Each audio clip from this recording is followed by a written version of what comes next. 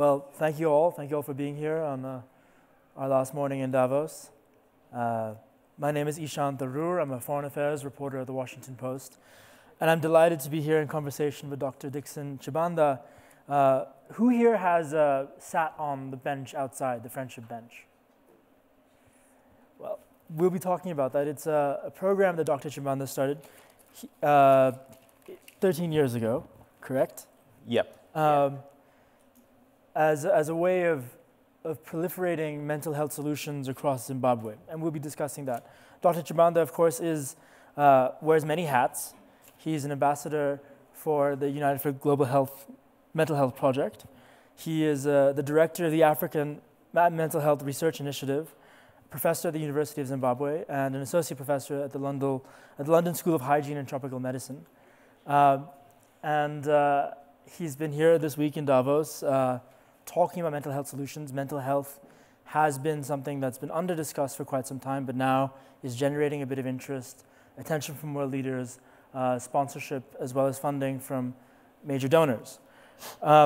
So I think just before we get into the Friendship Bench and the work that Dr. Chibanda does, I'd love for you to set the scene in terms of, sort of widen the aperture for us a bit in terms of the state of global mental health. There are hundreds of millions of people around the world who are estimated to have depression or suffer from anxiety. Talk about the scale of this and the inadequacies of the current infrastructure to reckon with this issue, public health issue. Thank you. So the global mental health movement has, the past 15, 20 years or so, really focused on developing interventions that can truly narrow the treatment gap for mental, neurological, and substance use disorders. Because if you look at some of the statistics, particularly based on the World Health Organization, depression alone, as an example, is the leading cause of disability globally. You know, and every 40 seconds, someone somewhere in the world takes their lives through suicide. And if you look at the number of professionals that are meant to take care of these people who are suffering from these mental health related challenges, they just ain't enough. If you look at sub-Saharan Africa alone, or rather, let's broaden that and look at low and middle income countries in general, you're looking at a ratio of 1 psychiatrist to over 1.5 million of the population. It's the same for clinical psychologists. If you go to a place like New York City, where you have 1 psychiatrist for every 6,000 people, it seems like a better ratio. But in terms of access, there are a lot of people in New York City who do not have access to these services.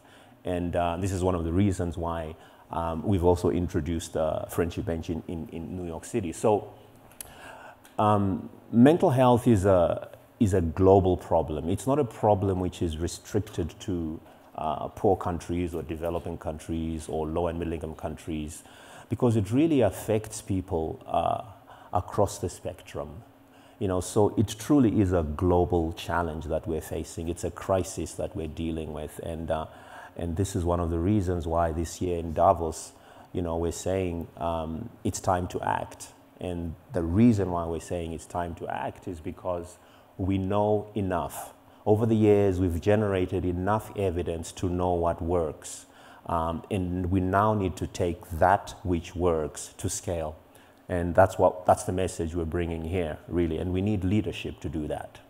Yeah, so I think I'll stop there for now. We'll return to that, but let's get into the genesis of your project. First of all, the sheer lack of resources and structures that you found existing in Zimbabwe when you thought about this, and how you came across this idea, which we'll get into, of the Friendship Bench. So Zimbabwe, like most, African countries, does not have adequate resources for mental health care. In fact, in Africa, the focus tends to be on putting resources in institutions. So there's still a lot of institutionalization, which is a rather outdated way of trying to manage mental health. But even within those institutions where you have a lot of violation of basic rights of people, the care is not adequate. And as a psychiatrist in my own country in 2005, while I was working on my master's in public health field work, I was instructed to carry out a survey. Essentially what had happened in Zimbabwe was in 2005, the government had embarked on a cleanup operation which left hundreds of thousands of people homeless. And it was essentially against that background that I, as a psychiatrist working in the public health space, I was instructed to really find out what the magnitude of psychological morbidity was amongst my people. And the results showed extremely high rates of common mental disorders, which include depression, anxiety, PTSD, post-traumatic stress disorders. And after these results were presented, I was then informed that we needed to do something. So being the only psychiatrist in that space, I was instructed to come up with a solution. But I was told there was no money. And I was also told that I would have to work with 14 grandmothers for the pilot. And I was not allowed to work with any of the clinic nurses or the doctors, none of the professionals. I was also told I could not use any of the buildings because they were occupied for other things. So in essence, through an iterative process with community grandmothers, together with a colleague, a clinical psychologist called Petra Mesu, we came up with this idea of delivering therapy on a bench. So the whole friendship bench really evolved over time. But I think what the beauty of the friendship bench, for me personally, at a very personal level, is that I learned a lot from the grandmothers. I learned as a psychiatrist how not to deliver therapy. And I learned the importance of, within the scientific space, within this space where we are often forced to, to work according to structures. I learned the importance of the human element, empathy, active listening, and just being yourself and sharing your own lived experience as a therapist, something that we are not encouraged to do in training, but through the grandmothers, I realized the importance of sharing your own story. And these are some of the elements that have made the friendship bench really successful. So by circumstance and necessity, you came across this project involving grandmothers and benches, because you didn't have the physical spaces to actually do the work otherwise. And now, 13 years later, you've proliferated around Zimbabwe. 60% of the country or so is covered by your programs. Tens of thousands of people seek counseling and therapy through sort of more than 500 grandmothers now. Let's talk about the grandmothers. Why grandmothers? All right, so as I said, initially it was grandmothers because I was given 14 grandmothers for the pilot. And I thought, man, this is not going to work. This will never work, And these grandmothers are, they don't have much education, They can read, they can use a phone, that's, they can write. That's about it. And as I indicated earlier on, it was really through an iterative process of trying to find out from the grandmothers what they thought about mental health. Did they think there was a problem? And they acknowledged that there was a problem. But through that process, we also developed our own indigenous local lexicon, mental health lexicon, which really resonated with the grandmothers and the community as well. Again, that's one of the factors why I think Friendship Bench works. It does not rely on Western-derived concepts. Obviously, for research purposes, we do categorize those concepts into concepts that are understood in the Western world. For instance, when we use screening tools, you know, we have to use some of the more standardized international screening tools like the PHQ, G87 for generalized anxiety. That way we get to publish our work. But in essence, these grandmothers over the years have developed a language, you know, a mental health lexicon, a whole lexicon of terms, you know, that they use as they navigate through the sessions. Could you give us some examples of those? Yeah, so for instance, Friendship Bench is based on CBT principles, you know, where you have, you know, problem-solving therapy, behavior activation, activity scheduling, those kind of basic sort of features of CBT. It doesn't go into great depth of CBT. But the grandmothers, after going through their training in CBT, they came up with alternative terms. For instance, you know, in the problem-solving therapy component, they prefer to use the word kuvura pfungwa, which literally means opening up the mind. When you use the term kuvura pfungwa in our setting, people immediately resonate with that. And then the process of going through the different elements of the PST, of problem-solving therapy rather, they come up with another term which they call kusimudzira, which literally means uplifting a person. And then thirdly, they come up with another alternative term which is really more to do with reinforcing solutions that are sort of found on the bench, and that is kusimbisa, which literally means to strengthen. And the third component, that kusimbisa component, actually can go on and on and on. So in my language, a word like kusimbisa can, you can add to that word to make it even stronger by saying kusimbisisa, you know, and so the sessions simply add on to that, you know, and so they've come up with these amazing terms, but not only terms related to the process, but also terms related to the diagnosis of the conditions themselves. For instance, depression would be described as kufungisisa, which literally means excessive thinking. PTSD, or post-traumatic stress disorder, would be described as kufungisisa kwenjodzi, which literally means excessive thinking due to a traumatic event. So we do away with all these Western concepts, and this is all due to the grandmother's own sort of intuitive feel about what would work and what will the community resonate with. Yeah. I want to return to the idea of these Western concepts, but could you give us a bit more of a kind of, I mean, how does this work? So there's, say we're in a random village in Zimbabwe, and there's a bench, and there's a grandmother, and a patient comes. What does the process look like? What happens if the patient, if the grandmother, say, feels that the patient needs other kinds of help? Yeah. Are there systems in place to escalate that? How does this work? Great, that's a great question. Maybe let me start off by with the training. Right. So grandmothers, firstly we have an assessment of community grandmothers based on very basic core competencies. You know, you have to be able to read and write, and you have to be able to use a phone, period. If you can do any of those things, then you qualify to be trained as a Friendship Bench grandmother. And the training is 1 month.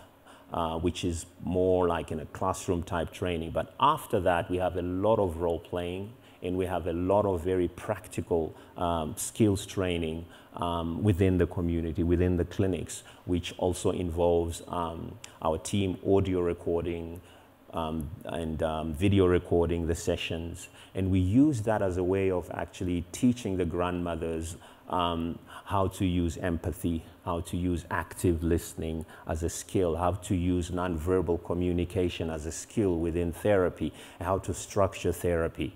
And then we also encourage our grandmothers to use their own personal lived experiences. When we first started, we didn't think lived experiences were important, but the grandmothers simply integrated that on their own, and we've realized over the years that it's an important aspect of therapy. So those lived experiences become the foundation of the CBT therapy that they then use to facilitate treatment. So what actually happens on the bench? Normally, people are referred to the bench from different settings, from local clinics, from the police station, from schools, and lately we get a lot of self-referrals.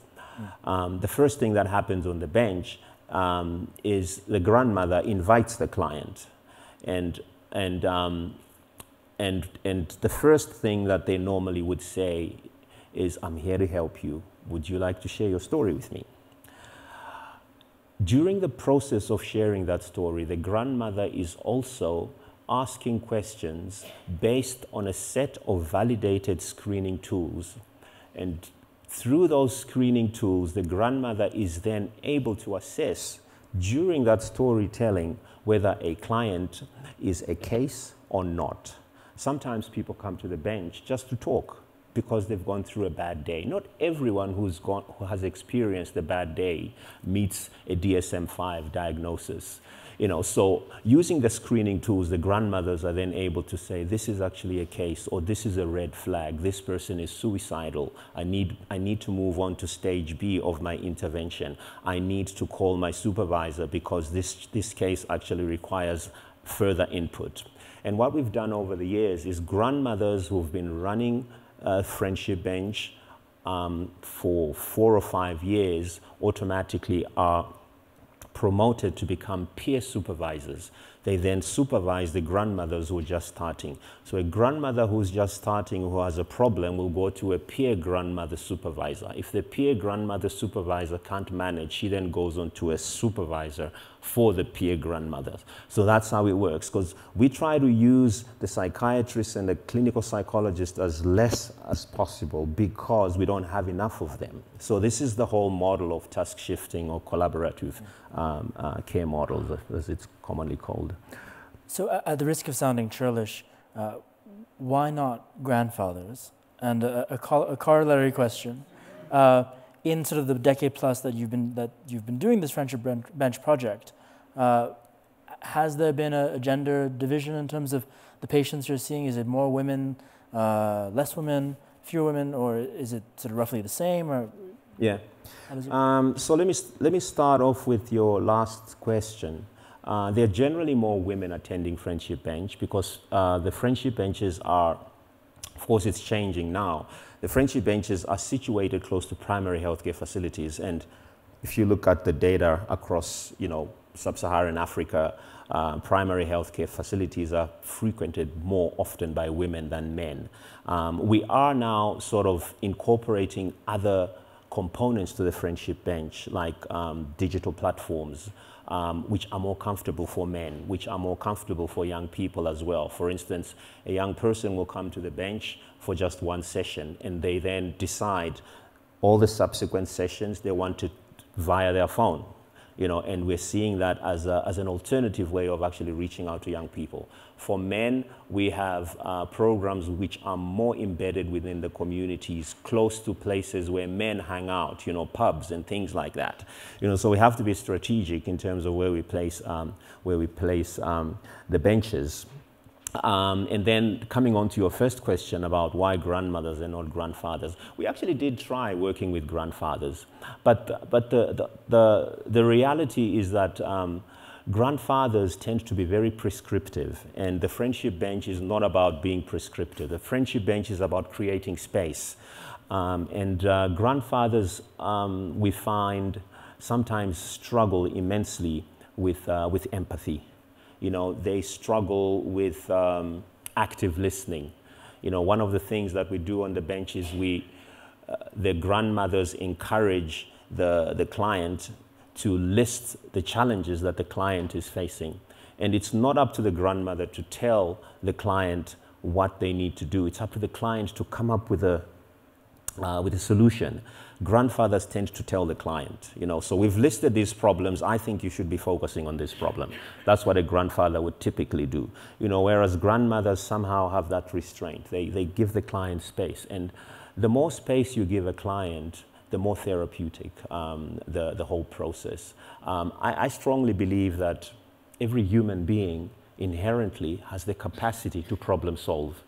And our responsibility is to empower that person so that they can problem solve on their own. Right. And that's what we do on the Friendship Bench. And this is what we found consistently, whether you're in Malawi, in Zanzibar, in New York City, where we're running Friendship Bench, it's the same. It's all rooted in these lived experiences and providing space. Right. I you mean, know? Exactly. I mean, you mentioned earlier that part of the process involved doing away with certain Western understandings, but at the same time, as you just said, there is a profound universality about what this at the heart of this project. Yeah. And I think that gets us into talking about its scalability. Can you talk a bit about the way it's expanded elsewhere? And I mean, for example, I write a lot about refugees, and given the scale of the humanitarian crisis there, the traumas of populations elsewhere, is this the kind of thing that could end up in refugee camps, used in other places like that? Talk a bit about the scalability, and afterwards I'd love to get to questions as well. Yeah, so one of the reasons why, together with United for Global Mental Health, we're here at Davos is because we strongly believe that the Friendship Bench is a good example of a simple, cost-effective program that can be scaled up. And the process of scaling a program really consists of three key components.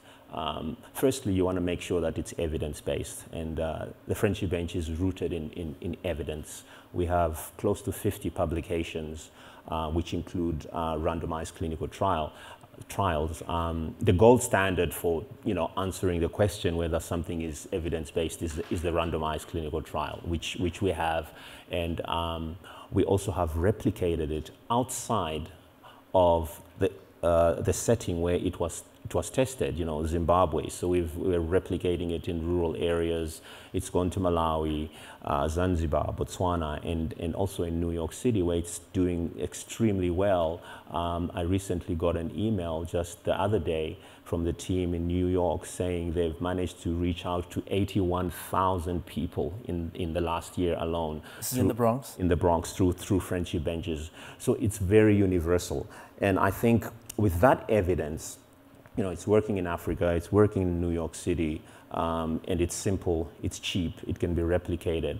I think we are ready to take this to scale, and we are ready to take similar programs to scale.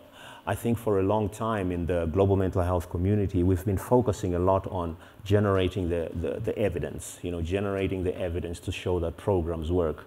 We have a bunch of programs out there that really work. What we're saying this year in Davos is that we need to now take these things to scale, and we need leadership. We need support from policymakers, from business leaders, world leaders, to truly take these programs to scale, because mental health is truly a crisis that we are facing as a global community. On that note, I'd love to take questions. The lady in the back. Hello, I'm Deborah Whitman from AARP. We represent 37 million people over age 50 in the United States. And we have a program called Experience Corps that puts older adults into schools to help students learn to read. And while the students are improved in their reading, what's even more special is the health of the older adults who are providing that. We've seen even with brain scans that their health has improved. And so can you talk to me about the effect on the grandmothers of having this purpose and this status and this ability to help their community? Great. We were actually talking about that, weren't we? Yeah, we were.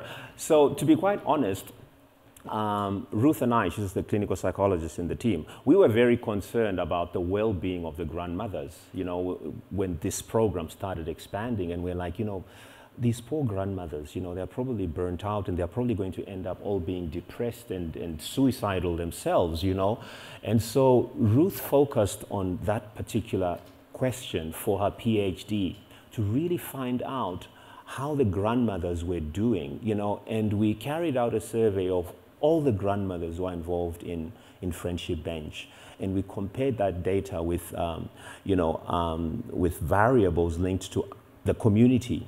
And the surprising thing is these grandmothers are extremely resilient in terms of prevalence of common mental disorders, PTSD, and all sorts of challenges that are common in our community. They have extremely low rates. For instance, the rate of common mental disorders, which includes depression and anxiety disorders, was around 6%, whereas in the general population, it's about 30%.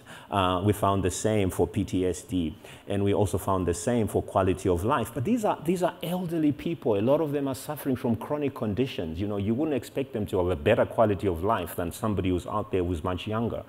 And so we went deeper to explore why, what was it? And through focus group discussions with the grandmothers, we found that they actually found that this gave them a purpose, you know, to exist in life. You know, it gave them that meaning that they were in a community and they were contributing towards making their community grow.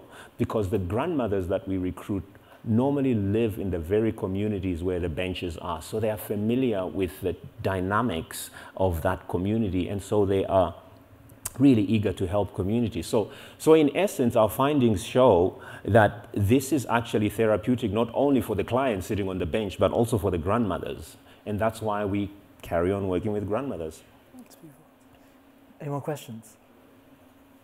The lady in the back and then in the front afterwards. Thank you so much. This is so inspiring. I'm curious about, is there any money exchanged in here? Both in terms of the person who's receiving the therapy, because often, as we know, if you pay for something, you value it more. And then also for the grandmothers who are giving up their time and maybe not working in the homes or other places that they might be working. No, there's no exchange of money. It's free. It's a public health program that we provide for free. Some of the grandmothers who work within health facilities do get an allowance, you know, for transport and things like that. When we run studies within the Friendship Bench, we are legally obliged to pay what we call a reimbursement for research participants, you know, according to the Research Council of Zimbabwe and in all the other places where we've been, which is normal. But otherwise, they don't get paid. And as I said, they find it rewarding, you know. In the front, hi. Hi, my name is Francis. Okay. I can hear you. All right. Hi, my name is Francis Rafal. I'm a global shaper from Vienna. I really love what you're doing. 2 days ago, I learned at a session that grandfathers don't have any effect on how old a child becomes, whereas grandmothers have an effect on how children become. So grandfathers are useless in that case. And now I learned that grandfathers aren't being used for that because they, I don't know, they are not willing to listen better or something. I feel like, okay, maybe I will become useless someday. So I'm still young, but maybe isn't there a possibility to like teach grandfathers to listen better instead of mansplaining or explaining that? Or is this just taking up too much energy? That's a very good question. We haven't completely discarded the grandfathers. we work with them because I think they have a role to play. So one of the things that we are currently looking into is, things like physical exercises, more sort of structured activity, which is very practical, particularly for young people. We've got a program currently running, the Youth Friendship Bench, which is focusing on young people living with HIV. And I see the grandfathers playing an important role there because a lot of these young people have lost their parents through HIV, and these grandfathers can play a very powerful role. I think it's normal, that the grandfather will react the way he does and the grandmother reacts the way she does. And we just have to find a way of using both their strengths, to get the best results. Okay, I think we have time for one last question. Thank you. Really inspiring session. Thank you so much. Just a quick question really about the location of benches. So, I beg your pardon? About the location of benches. So, I'm listening, I'm from the UK. It really rains a lot in the UK. I'm thinking there's a barrier. But I'm also wondering whether you've experienced any kind of stigma with you know, unfortunately, there is still something of a stigma attached to depression. And I wonder whether you have to be careful about the location of benches, or whether you have any evidence of people being reluctant to be seen, and you have to place the benches in a more private setting. So, thank you. That's a good question. Being the psychiatrist that I am, with, you know, this perception of confidentiality, when we first started friendship benches, we had them in discrete locations. And being the psychiatrist that I am, when we first started, we even called it the mental health bench. People didn't come to the mental health bench. You know, we changed the name, called it the friendship bench. People came to the friendship bench. They even wanted the bench to be in the open. You know, so I think, as I indicated in our panel discussion the other day, language is very important. What you call something is very important. These are small things that we never take seriously, but they are so powerful. They can make or break a program. I think if we had carried on with the name mental health program, the friendship bench would not be existing today. It would have died, you know. So that's the power of the name. Coming on to London, I am very determined to start something similar in London, you know, and we've been discussing with friends and colleagues through the London School, you know, and others. And I think there's an opportunity, you know, you can have benches in tube stations. There are so many places where you can have benches, and if it's a friendship bench, I strongly believe that even in the London underground, there'll be no stigma. That's my hypothesis. We'll test it one of these days. Well, I look forward to that. I think we're out of time, unfortunately, but join me in thanking Dr. Chibanda for Thank you. Such an inspiring and wonderful project. And if you haven't yet, go sit on the friendship bench. Thanks. Thank you again.